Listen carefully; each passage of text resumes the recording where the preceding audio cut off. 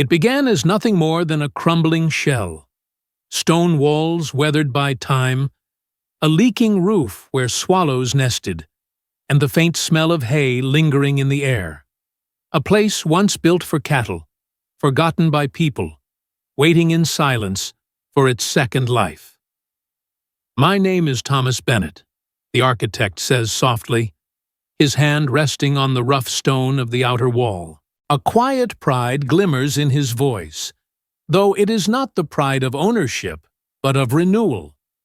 For Thomas, architecture is not about imposing new ideas upon the land, but about listening to what already exists, coaxing out its hidden poetry.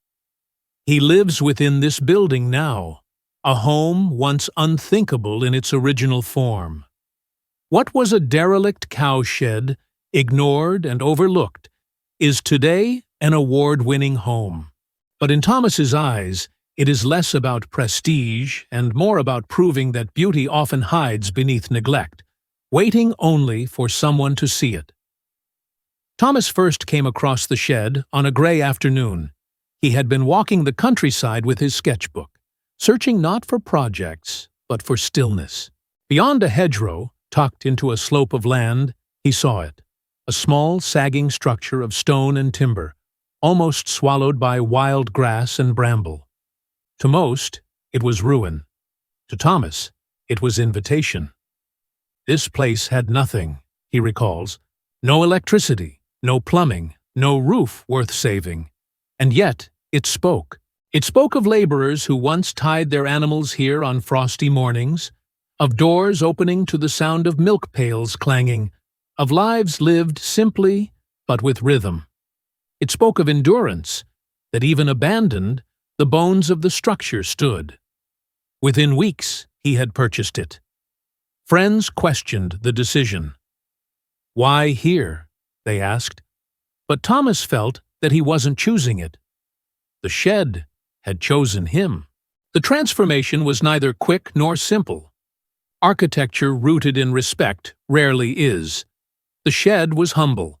2 long stone walls, a collapsed timber roof, a dirt floor still marked by hooves. The first challenge was structural.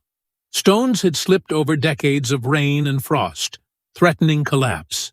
Thomas and a small team carefully dismantled sections, numbering each rock by hand, before rebuilding them with lime mortar, as it would have been centuries ago. Every stone, he says, carried a memory, and I wanted those memories intact. The roof became the most daring intervention. Instead of replacing it with an imitation of the old, Thomas designed a soaring timber structure that lifted the interior into light. Vast panes of glass stretched between beams, allowing sunlight to flood in. A striking contrast to the shed's original dimness. Inside, he left the stone walls raw, their imperfections telling the truth of time. Against them, he placed smooth oak floors, crafted staircases, and minimalist steel details, a dialogue between old and new. The design never sought to erase what had been. Rather, it gave the old room to breathe. There were difficulties. Local planners resisted at first, questioning the integrity of transforming agricultural ruin into modern dwelling. Neighbors doubted its practicality. Even Thomas himself, during nights spent drafting plans by candlelight in the damp shell, wondered if he had been too ambitious. Yet the building answered him at every stage. When he stripped plaster, he found hand-carved initials of farm workers from the 1800s. When he opened blocked windows, the land revealed its long-forgotten views. The shed seemed eager to participate in its own rebirth. Over time, walls became home. What was once shelter for cows became shelter for thought, for conversation, for human warmth once again. What makes this home extraordinary is not its awards, nor its polished photographs in glossy journals. Its power lies in the conversation it holds, between past and present, labor and leisure, ruin and renewal. This house is an argument against forgetting. In a world where progress often means demolition and replacement, Thomas chose to pause, to listen, to honor. The old stones are not decoration, they are testimony. They hold within them winters of hardship, the touch of hands long gone, the rhythm of animals once tethered here. Standing inside today, one feels the paradox. It is utterly contemporary, yet ancient at its core. A skylight above the dining table frames the stars at night as though the heavens are invited into supper. Glass walls blur the boundary between interior and the surrounding fields, so that each season writes itself upon the rooms. And yet, lean close, and the walls whisper their origins, reminding you that this elegance was born from labor, not luxury. For Thomas, the project became more than architecture.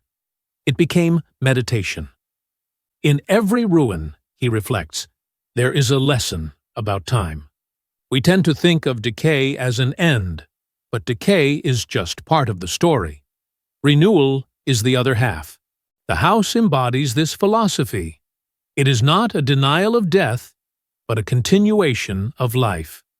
Just as fields regrow after harvest, just as forests return after fire, the cowshed found its second spring. Perhaps that is why it resonates so deeply with visitors. People stand in its rooms and feel a strange mixture of awe and calm, as if they are standing at the seam between eras. The home is proof that we can live not only in the present, but also within a continuum, where heritage and modernity coexist without conflict.